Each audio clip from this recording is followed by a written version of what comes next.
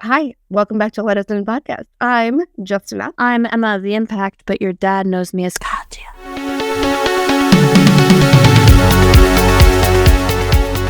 We took a little bit of a break, but of course it's October, so it's like it resurrected us.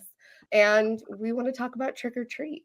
We do. We're just going to do this every month because we want to do this as fun, because this is fun for us and we love our heads of lettuce and such. And also, we want to make it more manageable. We're going to take breaks during the summer, but we can talk about it another time. But we want to be able to have it manageable for us and also consistent for you. Unfortunately, yeah, I don't have a ton of time after my job when it was getting a little stressful for me at work. I was working late hours on the weekends, and I had no time to dedicate to any of my hobbies, any of them, none of them. I barely got into the lake this summer. It was exhausting. But in order to make sure that any type of work stress doesn't interfere with the podcast, if we just lessen the expectation a little bit. So we'll be dedicating more to an episode a month. And then we'll go ahead and if we want to be able to pop on, do a quick little live, a check-in, we could do really laid back ones that are live on YouTube and Twitch here and there if we have the itch. I'm not going to do an intro with a bunch of facts. I just want to try and weave them in instead of you listening to me like I'm doing a 5th grade report. I like them, but I'm just trying something a little new, and especially because it was Halloween, and who doesn't know about Halloween? Emma, what is Trick or Treat? Anthology written and directed by Michael Dougherty. Yeah, all right. That's a great fact to start with. What the intent was and what really worked is each anthology short in it is supposed to represent a different lifetime of Halloween in your life. When you're a kid, carving pumpkin with dad, and he's telling you why we do Halloween and why the old customs. How? You just blew my mind with that, actually. Really? Good. Yeah. And then the sexy, like, early 20s and, like, teenage wanting to be sexy on Halloween. Totally. And then when you're kids and you get to go without an adult and you're just kids wandering around, it's like those pivotal moments in Halloween in American culture, at least. When we think of anthologies, we usually rate it in 2 ways: of the short segments, and it's more prevalent, some it's not. It has a overarching story being weaved into it. When I first watched Trick or Treat and Sam shows up in every one, I didn't think he was actually going to get his own story, because it was enough for me to see him there as like a warning of something bad happening, or he's like the spirit of Halloween. When did you first watch this film? Do you remember? I do not remember. It had to have been after the Army. So after 2012. It's 2009, so a few years after it came out. Yeah. And then I think I've watched it every year since. Michael Dougherty said when he's trying to think of writing up this film, he's thinking, okay, Easter is the Easter Bunny, Santa Claus for Christmas, and there's really no one symbol for Halloween. So that's another way that Sam developed. It was either 1996 or 1997. I was up late for me watching MTV, which is around the same time I think Daria was on. But I didn't usually watch MTV, but I caught this show that was only on for a year. It's the only one that I saw while it was airing, called Cartoon Sushi. There were 2 stories that stood out to me. One was called The Sandman, and the other one was Season's Greetings. And I didn't put together that they were connected. I'm not always that. But once the DVD was coming out, once they added that, I'm like, that's that cartoon that I saw on MTV. No, it's called Season's Greetings, and it's a little boy is walking in the Sam costume. We assume he's just a little boy, and he's walking. So, yeah, Sam Hain. Is his name Sam Hain? I actually don't know. Sam Salwin. Yeah, I definitely think that's where it comes from. And I think his name is Islam.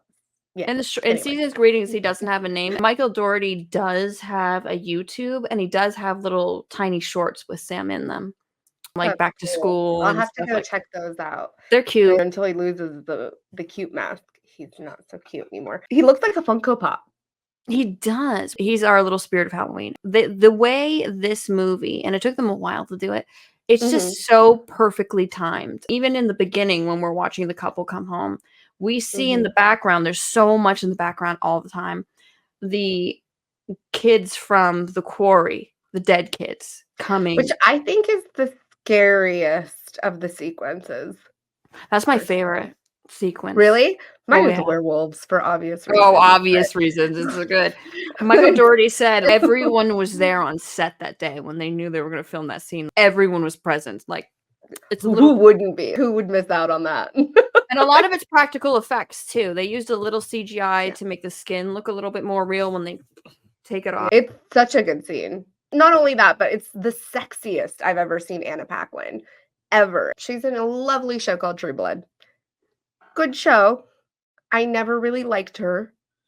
I think it's her character, not Anna Paquin. I don't know her.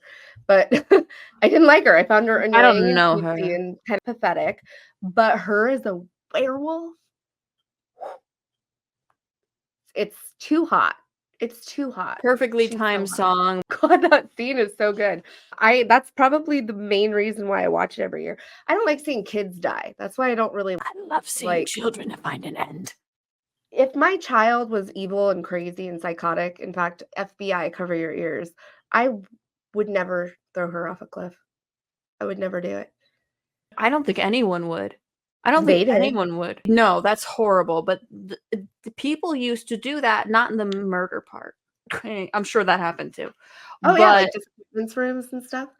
yeah, they'd send them to special schools. I used to be in LNA. I worked for a company that took care of a lot of people that had been in the specific state school that was originally called something that is inappropriate now. And it's Yeah. because the parents, they didn't know how to deal with a child that was special needs. And so Mhm. they just send them to school. And of course, the school seemed like, hey, everything's organized here. They didn't show how awful the abuse. So Yeah. tremendously awful. The whole town was involved. The whole town filled the school Had to bus full be. of kids and shoved them right Who off a took cliff. that picture? The old man has a picture of him in front of the bus with the children in their Halloween costumes. Like, who took that Yeah. picture? Who took that picture? Are Why they would you okay? do that? Not Oh, only right? for evidence, what are you doing? They wanted things to look normal? And I have a favorite line from the movie now. Do tell. So Why did that make you laugh so hard? You're because it's such a good line and it's so fucking funny to me. Oh, great. Now we have to hear it. It might not be funny to everybody, but okay. So it's You're I really think it's raising the bar for it, though. oh, you guys are gonna be disappointed then. Disappointed. I think it's when Anna Paquin, as we're riding, when she's prowling and she's just sitting on the bench, and we're seeing Emma and her boyfriend or husband. I don't remember his name because it's not my name. I don't remember it. The couple that she gets murdered in the beginning and then later at the end. So we see them in the Halloween parade, and she's dressed, for those who might not remember, in like cardboard boxes covered in tinfoil as a robot. That's her costume. We can just hear, it's not like super clear, but it's clear enough to hear it. She says, why'd you put me in a box? Is it because you're not proud of me? Wait a second. That's the line. Expecting what big eyes do you have? Oh no, that's so much better than that. Haven't you heard a couple? She's not having a good time the whole night. We know that. And a couple fight in Didn't public. she dress herself? I don't get it. I don't know. It's funny though. She's in a box, but I think she's also talking metaphorically. They're fighting the whole night. Oh, Brian Cox is very memorable. A jerk. She is. You don't like Halloween. So what if your parents are going to be there the next day? It's Halloween. If you want to take out Halloween decorations the night of Halloween, you're a psycho. You are a psycho. Do it by yourself, for sure. Yeah. The guy's probably a jerk, probably. But if I had a spouse that we got to take it down now, I'm like, we could have taken this down before we went to the party. But I will help you early in the morning. But if you want to pout and take down these decorations right now to the party and we could be having some fun, forget it. I'm not going to help you. No, I'm not going to help. It's no psycho. fun. No fun. I'm probably on the opposite end of the spectrum. If I can, I like to put my Halloween decorations up like the 1st of September. And they stay up until after Thanksgiving. Somebody else takes joy in something, even if you don't take joy in it, compromise. They live in the same house, so Or don't be together. Yeah, serve some interest in something that's totally different than what I would do. I think it's good people have different interests. I don't know. It just drives me crazy because, you know, when I was younger, I didn't really think of it. But now that I'm older and I've been engaged twice and married once, I'm a divorcee. I can feel it. And I'm like, if you want to be mad and pout and take these decorations down instead of trusting me to come up in the morning, Have when you've been fighting with me all night because I boxed you in, I'll be drinking apple cider. why did you put me in a box? You're not proud of me? Oh my! Because you didn't get your own costume, you Halloween hater. For one, who said that he put her in the box? She did. But does she not she's dress saying he did. herself? It's supposed to be a joke of she's in a box, literally, and she's talking about being put in a box. So I said the joke is that it is metaphoric of their relationship, and also she is in boxes. It's hilarious, Emma. Oh, you really jazzed up that line. You were I shouldn't set things up. It's been running through my head all day. Like, why do you box me? Put me in a box? Is it because you're proud of me? Proud of me. It's better than a school bus in this case. Yeah, I'd rather be told that I'm putting somebody in a box because I'm not showboating them enough than go plummet to my death in a school bus in a quarry. Exactly. I want everyone to know that in case there was confusion. I think we've seen a lot of anthologies, and there are so much more. I looked up a list. There's so many. Honestly, they're some of my favorite movies. I love anthologies because I have a short attention span, and I think it's pretty cool what people can do with a small segment. There's very few anthologies like this where they're actually in the same town and they have a running storyline throughout. A lot of anthologies are just straight up anthologies. What are some of your favorites? Tales from the Dark Side, which is on my 31 Days of Horror list this year to watch. The older one or the newer one? There's a newer one. From a few years ago. There's one from the 80s. I didn't even know that one existed. It's the 80s one that I'm talking about. But I did not know. No, I did not know that there was a newer one. Oh, it's pretty good, I think. I liked it. I'll have to watch it. I also like Tales from the Hood. That's really one of my favorites too. Tales from the Hood is so good. I got introduced to it 3 years ago. I'd never seen it. When I was talking about anthologies that I needed to watch for my top 13 anthologies or whatever I was doing at the time, he mentioned Tales from the Hood and that I should watch it. And so I did, and it was great. It ended up becoming in my top 13. I saw it on the Sci-Fi Channel. They used to play a lot of horror on the Sci-Fi Channel. Have you seen the ABCs of Death and ABCs of Death 2? Those ones are really good. I really like them. I do want to mention to everybody that we're going to also start rating films based off of categories. We might have dropped the ball a little bit before this podcast to come up with all the categories. So during this podcast today, we're going to have to come up with that. Quaiden is considered one of the best horror movies of all time. Quaiden is a Japanese film. I love it. I was looking up what was the first anthology film that was horror. I don't know the answer, actually, because there's so many. There are some silent film ones, but there is one. I will watch it because it is hosted by none other than one of our favorite Public Enemies, Flavor Flav. So I got to see it. Flavor Flav? I thought it was going to be like Jamie Lee Curtis because she is Public Enemy #1. Oh, no. I do have a top 13 anthologies, and Trick or Treat is #1. So it's very solid. Then it's Creepshow, VHS 2, Creepshow 2, Tales from the Hood, the ABCs of Death 2, Trilogy of Terror, then the ABCs of Death, the first one, Tales from the Dark Side. If you haven't seen Southbound, that one's really I've seen it. That's very good. And XX, which is the one that's all female directed, also really cool. And then the Twilight Zone movie. Captain Kirk. I always call him Captain Kirk. There's something on the wing of the plane. I don't know. There's something about anthologies, though. Anthologies are really fun, but this one's definitely my favorite. I think it's the most rewatchable. And we talked about this as one of our categories to rate movies on so that we can come up with a let us in rating. We have to figure that out. We haven't nailed down all our categories. It's great that we have everybody on here that's usually on here the most because you guys can help us come up with a couple categories that you would like to see us rate movies on. And did we decide 1 through 5 or 1 through 10? You said 1 through 10, but I like 1 through 5.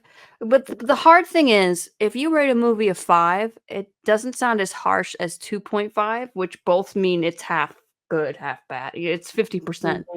Because 5 sounds less intense, but then 2.5 sounds more intense, even though it's the same. Rating. The point is we're gonna calculate it regardless, and we're gonna end up So with hard some for me. weird funky numbers. We'll round up to the half, but we're not gonna do like I a liked this really film 5 7/3. 0.3. We're not gonna do that. 7 So I thirds. It think we'll almost have, made like it to 2. we'll have at least, what, 10 categories? I think another one that might be cool for some, maybe not our viewers because they're usually regular horror fans, but sometimes people like to know how gory things are. Besides the head of the kid from Bad Santa, I think it's mostly more bloody than gory. Some It's sexual yeah, themes. I wouldn't say it was gory. Is the Splatter scale, I like that. a splatter scale, I like that too. We'll have to have some benchmark movies for what we mean. So on a scale of I can't even think of one. That's not good. Viscera score. A Visa score. It's like the scales of justice, but with viscera. Here's the 3 categories Just so kidding. far to rate a film I have. Plot, acting/cast, Rewatchability. rewatchability. We're gonna want more than that though. Score. Should we rate the score? The music, sound. Mid. Mid. It didn't stand out, but it didn't Yeah. distract me from watching So it. out of 5, it would be 2.5. It's I mid. I don't even rate movies on Letterboxd anymore, but I'll do it for you guys. That's right. Mhm. I love rating movies. I'm just not I usually don't break it down like this. So this is gonna actually bring me into really thinking about how I rate movies. Where before I think most of my ratings on Letterboxd are just whether I'd rewatch it again and enjoyed it. Another favorite line of the day. It makes it sound like the scales of justice, but with viscera. Viscera. It's such a I've good one. learned to hate your viscera, your softness. That's So from what are some other categories though? maybe seminal. Nobody has to watch anything, but if you were to be asked, like, what's a Halloween movie? There's no way that's not going to be one of the first things you think of. That's true. I would call this a seminal film if you love Halloween. You don't even have to be into horror movies. And this is a fun movie to watch with friends, watch alone, have in background at a party. It really fits a lot of categories for me. And you know what I also love about Trick or Treat? As you were saying earlier, Justine, it's because they want to do something creative and try something new. Some come out better than others. But Trick or Treat, I could watch any of the segments by themselves and enjoy it. I don't like, Yeah. and then it comes together with perfect timing on a whole. So should we do like emotional impact then? Yeah.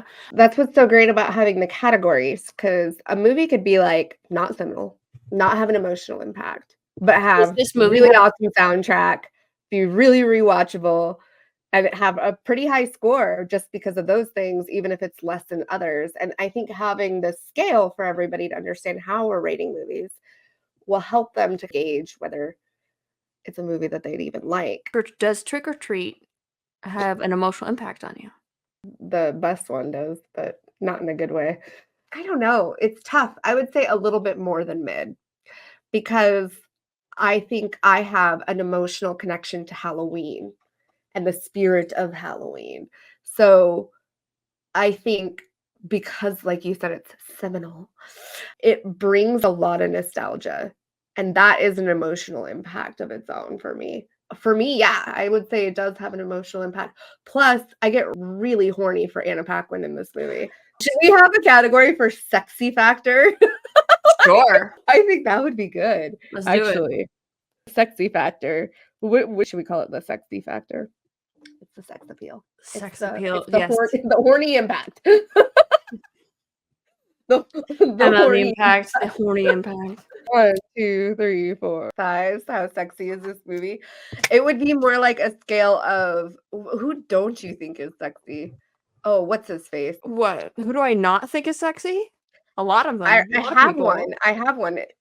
So she's got hotel art, which I would say is a 5 out of 10. No, I guess that's 5 out of 10. I guess so. Mid. Hotel Mid. art. No, Wait, that's mid for Hotel. you. I'm not attracted to it at all. So I would say maybe like a 3.5. Oh, so It's mid. not. It's a negative. Patrick Wilson. Yeah. So on a scale of Patrick Wilson to Hawk Thighs or Scott Bakula. Okay, Hawk Thighs and Scott Bakula are equal. It's just that Hawk Thighs, who is, I believe, yes, right here, my old imaginary boyfriend, is still near me, and Scott Bakula are equal. Baby in the corner. I put baby in the corner. We need 2 more categories, guys. I think we should also add the writing. Special effects. Ooh, effects. That's a good one. Sometimes it is just costume design. We can have an award for favorite performance in the film. I would say Emma, because I love that line so much. We have enough categories now to do a rating of a film. 1 through 10 on each one, and then we'll average it out, and that's our score, and then yours and mine combined, and then we'll Is there one that that's counts the as Waterford one. kid-friendly? Would you show Trick or Treat to your daughter? For the overall category score, we'll do the 10 categories, and then we can do what did we call it? Spook factor. We could do a couple other ones, and if it's not scary or not gory, that would be something I would show my family. And it's different for every kid and every family, but generally we'll be Splatter scale, that's what we called it, right? Splatter Mhm. scale. And then scare what do you wanna call the scariness one? How scary is it? how haunting. I don't know, spooky? Eerie? Maybe can we just say, did it scare us? And we can Let's talk about the plot. What did you think of the plot of all the whole anthology? thinking about it's usually the wraparound story Mm. combined with the small it's easy in Trick or Treat because I think they're all top 10 for me. It really is put together so well, and you can actually time it to when the old man is in his yard asking for help. Mr. Wilkins, the principal, Cox is digging in his yard, and everything is timed so perfectly. And I would watch every segment by itself. And then Sam is such a Yeah. perfect addition. He's really Well, the he's just symbol of Halloween. trying throughout, right, to keep it all together.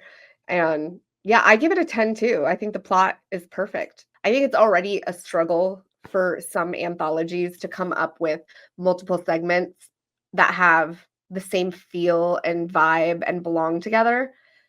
But they did that, plus they had this, like, running storyline throughout. I felt like I was really watching different things happen in the same town because we are, but some of it spans time. The way that it all tied together, even with a flashback anthology episode in it, it worked. It worked really well. And the old man at the end is just the curmudgeon old man. I He's just Scrooge. He's Scrooge for loved it. Halloween. Yeah, it just felt like everything had a purpose throughout that whole movie. I And every love that it has a slight air of sense of humor to everything. When Halloween Scrooge comes out, who we later find out, we're a spoilers podcast, by the way. I think everyone here knows that. Who was the bus driver, comes out Yeah. after his experience with Sam. That he has a sling over his arm and he has like a bandage around his head, like a cartoon character. And then he has these peppermints and Werther's old man candy, and he's handing Mhm. out of the sleeve. Yeah. Gross. Yeah. His penance is he has to give up his old man candy. It would have been even better if they had the little strawberry candies too, the ones that are like Oh, mellow. yeah. That would have been perfect. I don't What do you think about the cast of Trick or Treat? I really think Brian Cox is really the best in it. Who plays the principal, he's the victim, he's the serial killer. And that's why he was hired, because he was in Happiness. There's so much about that movie is so disturbing. Michael Dougherty had seen him in that. He looks like he would be the principal. He's got that look. He looks like every white old dude who tucks his striped polo in his Dockers. I think the casting in this movie was great. I think everybody played their characters really perfectly, but I'll never forget Anna Paquin. Heart eyes. And your favorite segment was the werewolves. My favorite segment was the bus. So another thing about this film, when it comes to talking about the emotional impact, I don't know if you, Justine, had ever seen a Halloween safety video. You want to make sure you can see out of your costume. I'm not sure if it's the same one. There's only two I can find online. One's from the 70s and one's from 1985. I probably saw this about 1993, where an animated pumpkin with intrusive thoughts is telling you Halloween safety, and part of it is, oh, there'll be razor blades in the candy. You want your adult to check your candy. And then certain adults around me would say, oh, we gotta check your candy because some people could put needles through the candy. I was also taught not to eat anything that wasn't wrapped as well. So even now as an adult, when my neighbors do Halloween I stuff, remember that stuff, but I don't remember watching a video on it. the video was I would more love to about, see. God, that pumpkin. I remember that fucker. I actually don't remember I which bet one it's it was. really cool now to watch. It's not. It's actually really boring. Most of it's just wear reflective gear because you want cars to see you. I remember my parents looking at our candy too, talking about razor blades. Never saw any candy that would be a problem, but I tell you what, I think that's where most of our anxiety comes from. I know, but but a lot of these things, like when the razor blade within the big chocolate bar that Sam has, it brought me back to all that. Mhm. That scared me the most in Halloween. It wasn't Witches and Ghosts. Did one of the neighbors put a needle and inject something into my candy bar? How's an adult What? gonna check for that? Yeah. They could see if the candy is open. Oh, that's no good. But how they can't check for needle marks? I'm fucked. What am I gonna do? But my neighbors will put up like cider, donuts, and things up. The first time they did, I'm like, I don't think anybody saw Like a me. I had visceral like, reaction, oh like, no, danger. they're gonna get us. Sticks in my mind. What's your acting and performance/casting rating for Trick or Treat? I would say 10. I would agree. I don't think so either. I would say some of the performances during the quarry scene with the older kids could have been a little bit better, but nothing that to write down for. Mm. Rewatchability. Obviously, I watch this movie every single year. It's very rewatchable. I think I have fun every single time. It doesn't get less fun watching it. So I give I it a would say 10 for 10 out that of too. 10. Even if I don't watch it during Halloween just because I don't make a point of it, I could always put it on. If somebody really wants to see it, I could always watch it. I'm actually going to dock it a couple points because I am not in the mood for it when it's not Halloween season. If it's not fall, I don't want to watch it.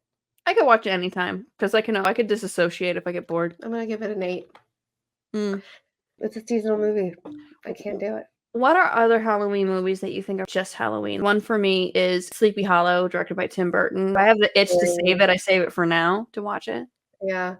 That My was daughter really hilarious. loves. We end up rewatching it quite often, but I'm going to start making a point to say that it's just a Halloween movie. But did you grow up watching the Disney cartoon of the Headless Horseman? Ichabod Crane. Yeah, and it was also Yeah. connected with Mr. Toad. I love that. I still love that. I still do. Yeah. I love the Headless Horseman folklore. I love it. I started to do research like I usually do, and I still have it. I have it up here. But they can trace Halloween pretty much back to the Iron Age when Romans came, blah, blah, blah.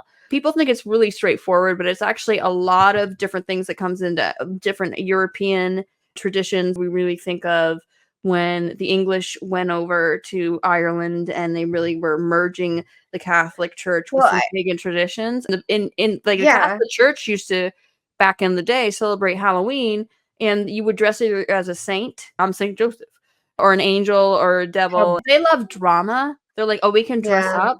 I think you're going to find that to be pretty common with any holiday that is around like a lunar cycle. You have that for spring too. I mean, summer's end, so they want to make sure they got it cool with all the spirits before winter comes for their livestock. And so, what do you think of the cinematography around Trick or Treat? I don't want to say mid. That always sounds negative. I don't notice it really specifically one way or the other. The way that they choose to film scenes so that you can see stuff happening in the background still.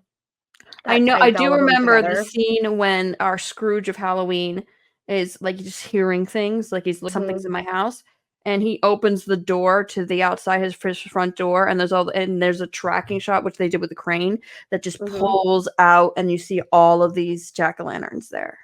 That was cool. I really liked how when you get to the bus scene, it's almost ethereal. They have this, I forget what it's called, but where it creates a haze over the lens where everything is a little hazy looking, a little like wistful, and the black you're in a flashback. In the 80s, it was just Vaseline over saran wrap to it. I love that. I think that's a really nice touch. It's also brighter and almost sepia toned. I think that's really cool. I don't know how you would do that in the middle of the night because it's supposed to be like school kids, right? During the school day, I guess. But they shot a lot of different night shots because it was snowing also a lot on set, and they had to bring leaves on set when they were outside. It was they had a lot of snow. They had to create these tents, and also when they did have the kids during the actual children. Girls in the werewolf scene, they're not wearing a lot of clothes. I bet it was cold. I think that one's actually shot on a soundstage. Well, that makes sense. It's also very small set. I found the cinematography. I found the cinematography to actually be pretty smart for a movie that you could probably easily write it off and keep it pretty 7. generic. Yeah, I think that's a good number. I would agree. 7. Because it didn't blow us away, it didn't do anything new, but it definitely performed. How about score, the music? It's just kind of there. A good background soundtrack for Halloween. I would say 7.5. 7.5. It's so hard for me to do this, but I gotta lean in. Just gotta do it. You just gotta wing it. I'm gonna give it a 7. I think that it's memorable. It's great background music, soundtrack, but it's also very similar to most Halloween movies or October films. But There's people nothing do really know new the there. main theme. Like, that's the main theme people recognize. I don't think so. Every time I hear it, I think it's another movie. I think it's Poltergeist. Yeah, even Exorcist has a similar sound. Halloween Tubular has some Bells is a little different. John Carpenter has said when it comes to the Halloween Michael Myers theme, he ripped off Tubular Bells, which is the theme to The Exorcist. So he's like, just ripped that off. He has amazing Lost themes that I listen to all the time. He recently came out with a new one, Lost Themes Noir. I just think it sounds very similar to a lot of other movies who use that same type of sound to it. It would not be something that would jump out at me. That's why I gave it a 7. Yeah, the one thing they were trying to do, that a composer said, is that he wanted to avoid the big gun. I think that's smart because which is Danny Elfman. Feels, even though it's generic, to me, it's Halloween all the way. Every song, every sound used in that movie is very Halloween. I could put that on in the background at a Halloween party and it would just set the vibe perfectly. But with that comes being a little generic, and that's okay. It works for a movie that is an But anthology. Still a 7 to you? Shoehorn it. That would be like a 4.4 or 5 to me. Which is not bad. I'm just saying, just so you know, we rate things like differently. That's all. You're very generous, I think. I know, it's a problem. It's not a problem. You should be honest. It takes very glaringly obvious things to make me not like something, or really problematic things for me to not something. Even this happens with books too. There has to be something that really gives me the ick for me to rate it lower. So this one's seminal, right? That's what we said. Seminal. I agree. That's why I would give it a 10. If someone were to say, I need a movie to watch this Halloween that's very Halloween, they're tired of watching Hocus Pocus or something. How could you be? I would recommend it. I would recommend Trick or Treat. Yeah, how could you be tired of Hocus Pocus, though? Talk about seminal. Emotional impact. Brought back all those haunting memories, afraid that my candy was going to kill me. 7. 7. Me too. Sexy factor. It's tough. It's tough because it's only really one segment. It's only one segment. But man, does it carry some sexy. For one scene. I would say 4 for me. 4. Wait, not sexy at all is 1. Yeah. Very sexy is 10. 4. Mid would mean sexy. That'd be 5. And it's not even kinda. Yeah, 4. 4. That one scene is carrying that 4 though. I'm keeping you. I'm working on your mind. Back. Yeah, I'm with you on that one. Unless you're into Ebenezer Scrooge for Halloween, what famous director do you think he was trying to look like? Emulate. Wes Craven? No. Carpenter? Yes. Yeah. So I think they both had the same hair for a while. They did. Yeah. But I could see more Carpenter because Carpenter gives more off of the curmudgeon vibes, doesn't he? Yeah, I don't blame John Carpenter. He's worked hard in the business. I just curmudgeon one day too. He didn't say the smoking weed part, but it's smoking weed and playing video game basketball on Xbox. That's his main thing he wants to do. Good for him. Good for him. Shoot. He's my hero. Shoot. Okay, writing. What do we think of the script of this movie? It's hard for me to say because I know that it's had a million rewrites. So the producers had a lot to do with the timing. I guess that doesn't make a difference who did it. I just know the script isn't what made it tight. It was in the process. It's really corny, but it helps to be corny. That you don't notice how corny it is. Considering that each short can be its own little short film, so I'll say an 8. I'm gonna give it a 6. There was one line that I just could not stand, and it. Tell me. Oh, aren't you proud of me? I am. Can you see my face? The pride is beaming off of my face. I love hating things. I just expected more. How divisive of you. What? And What is it? big teeth you have.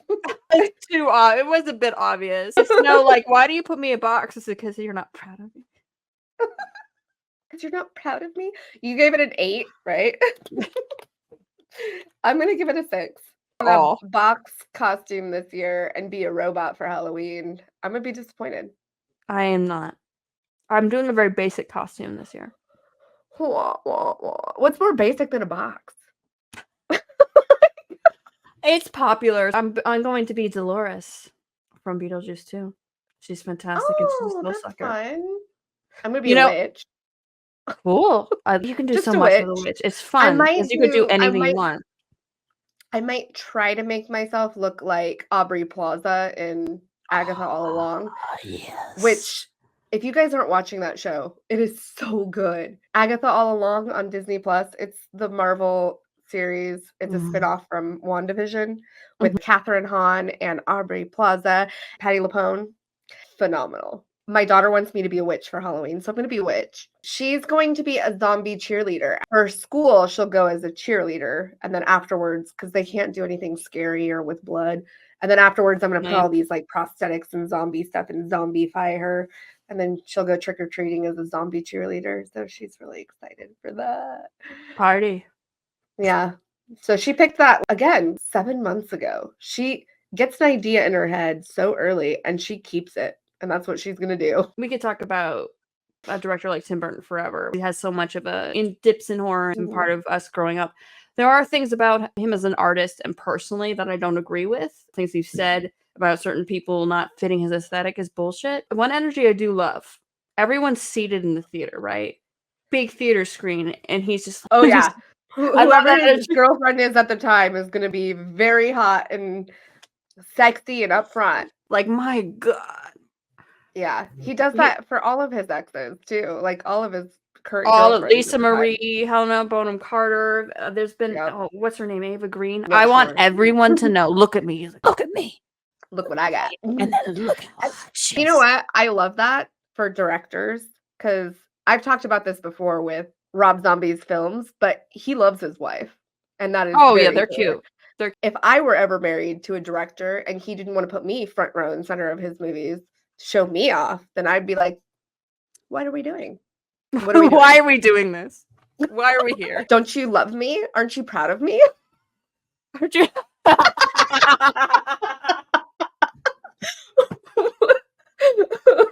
You're welcome. Our last one on our category is going to be special effects / costuming. This movie nails it, I think, all around for special effects and costuming. Nothing felt silly. All of it's practical. Most of it's practical, yeah. Sam's face reveal after he loses his cute. He's still so cute though. He is. He's like a little angry, an angry pumpkin. But it's really cool the way it moves and looks. It's just really good. Practical effects are just superior. Oh yes. yes. Even though that doesn't look realistic or it's not perfect, it's still good. You see almost the artistry over the attempt, if that makes sense, where you don't get that with CGI. CGI is just noticeably bad and the artistry is lost because I think we're oversaturated with CGI. So if it doesn't look real, that's the expectation with CGI, whereas special effects, practical effects, our expectation is for it to look cool. We want to see what they can do with it. We're looking at the attempt and what it looks like and how it moves and performs. And it's more like we're looking at the artistry of it than we are caring about how real it looks. I think that's why there's never failure with practical effects. It's always just almost. If you look at cool. some older movies when that was the only option, it gets pretty bad. I wouldn't know. Yeah, but like still, I don't know. It's cute. Yeah. You look at it and you think about what it took to do that and the work or the effort. Have you ever tried to make like practical or special effects at your house or even just doing practical effects for Halloween on your face? Doing that stuff takes effort. It takes effort. Forever. You don't want to have it on your face for more than it's uncomfortable. And you're like, I can't believe people do this in movies. And you find more appreciation for it maybe if you're actually trying to attempt it. But anytime you try to do something cool, even cake, making a cake, and you're trying to make a cake look like something, you got to appreciate the artistry. Like, you just got to.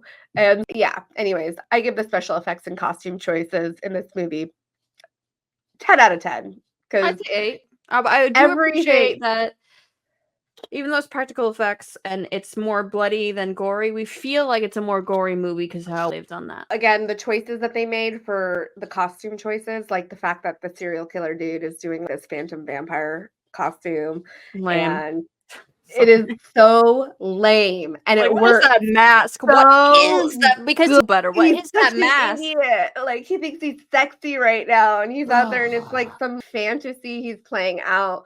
And the fact that he's such a douchebag about it is it's perfect I to know, he's me. like, Like, "Oh." this is a perfect costume choice.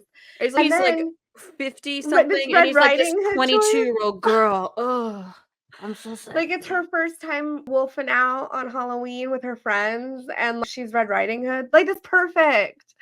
And Sam, he looks like a cute little bobblehead. People ask, "Oh, what's the origin of Sam?" from the director. They elaborate more on it in the comic books because there's an extensive amount of comic books for this. He does say a big inspiration for Sam is he's thinking of something creating itself from a pumpkin patch. He did mention the Charles Adams painting with an older illustration of pumpkins, and one that you can see a knife coming out of one pumpkin head carving an eye for itself.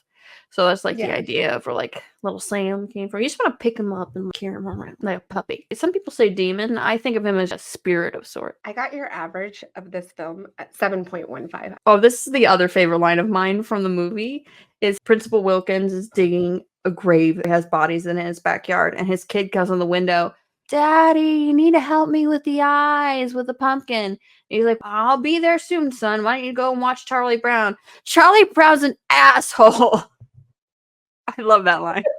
Because he says it, not because I think Charlie Brown's an asshole, but it's just, he says it with such emotion, like, fuck that kid. Fuck. Like every other kid in Charlie Brown thought of Charlie Brown. Our score for the movie is 7. So we give it a 7 out of 10. Cool. Let us in podcast scores. Trick or treat. 7 out of 10. Zeben. What is our splatter scale? Do 1 to 5 on these. 1 being Hocus Pocus. 5 being Tusk. No, I'm just kidding. Well, no, Tusk is pretty. I'd say Tusk Society. Like, what is something really gory though? Blood is different than gore. That's what we're rating it on gore, really. Splatter scale is our gory rating. I would say a 4. I don't know. It's hard to numerate that because there's different forms of goriness. I would give Hocus Pocus a 1 or a 0 because there's no gore. And I would give The Sadness a 5. If it's 1 through 5, I would give this one like a 3. 2. If 5 is like The Sadness or Terrifier 2, yeah. It's not a Disney kids movie with witches. A kid gets his head cut off and turned into a jack-o'-lantern, so I don't have children. I can't gauge it. I'm giving it a 2.5 because I think it has some gore, blood, guts, skin getting ripped off some people's bodies. So I'm giving it a 2.5. But we're gonna do our scary one next. Like, how scary is it? Were you ever really scared? 0. No, I was never really scared. I'm gonna give it a 1. Can I give it a 0? You can. I'd say 1 too because it did remind me of all those terrors. Yeah, I'm giving it a 1 because I do think the scene with the kids running from the dead kids in the quarry is a little scary. It is a little scary. You also think of the things you were scared of. It brings you back to childhood a little bit because it reminds me a lot of the kid puking and like dying from his chocolate that was funny. But this one's going to be tough for me because family friendly in my family means something completely different for other people. This is family friendly to me. My daughter loves this movie and she's 6. That's not family friendly to a lot of other kids. It's hard to say. I don't have children because I think you really have to gauge it on the specific child too. Some kids are more sensitive than others. Preteens to teens, I would say thumbs up for preteens up, thumbs down for kids. Yeah. So under preteen is too much maybe for the average family. I don't know what that is. So thumbs up preteens and up. God, is that the same kid? Yeah, it is the same kid from Bad Santa. Same kid, just older. Oh no. Stuff things from Bad Santa is I know. Poor Too kid. bad. I Typecast. know. Too soon. Too soon. Yeah, that is the same kid. Is it the same kid from Krampus too? I haven't seen Krampus in a bit. Is that I love every time that I was gonna say Billy Ray Cyrus. Oh my god, Billy Bob Thornton comes out of his truck and there's beer bottles that fell out of it. It's really funny to me. Like it's sad, but it's funny. It's so real. I never liked the Bad Santa movies. There's something about Billy Bob Thornton that gives me the ick. No, I like the first one enough. It's not a favorite. We got a game to play. Oh, that's right. Oh god. All right, this is gonna be improv games with Emma. Is this me learning things the hard way? What I need you to do, today's game is explain poorly. This is where I want you to explain the film that we just finished talking about, but I want you to explain the plot poorly. Poorly? Yeah. To the point where we might think you're talking about a different movie. It's an anthology. That's hard. A mysterious childlike spirit is a voyeur and likes to watch other people's affairs. Explain it badly. I don't mean sexual, just general affairs. He likes to watch, not like that. He likes to watch what other people. He's sneaky and watches people do in this town. Okay, one more.